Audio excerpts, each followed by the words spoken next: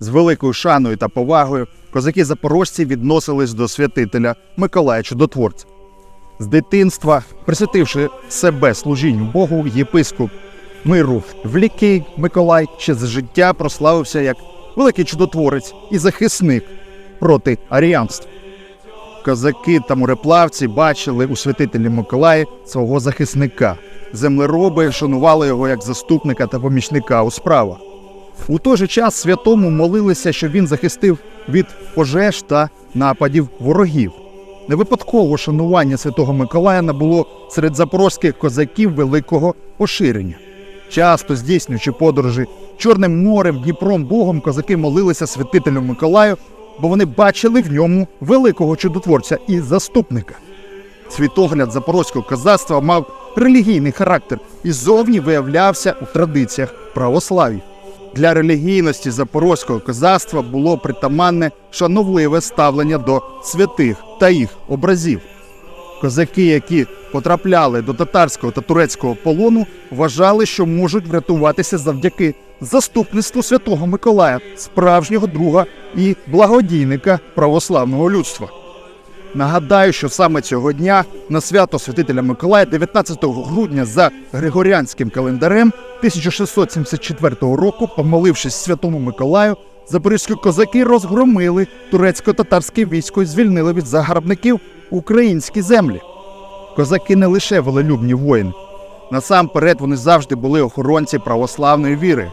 Не просто так єдиною умовою вступу до лав запорозького козацтва було сповідання православної віри, навіть незважаючи на національну приналежність.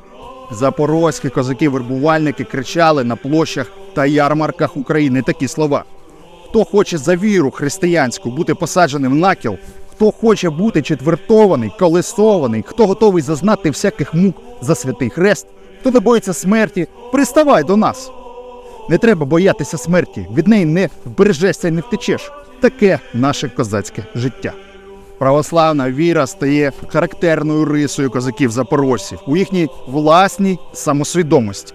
Як написано в договорі Конституції Пилипа Орлика, від давніх часів ми, військо запорізьке, ніякого іншого наміру не мали, токмо стояння проти ворогів для збереження святих церков, за цілісність православного християнського народу.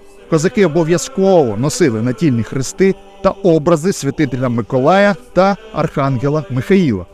У своїх хатах та куренях вішали на видному місці ікони. Козаки строго дотримувалися церковних постів, навіть при загрозі власного життя. Таким чином, все, що ми називаємо духовними традиціями козацтва і що невід'ємно становить його історичну сутність, корениться саме в православній вірі козаків. Лише під впливом традицій православного війська запорозького склався менталітет українського козака, православного воїна.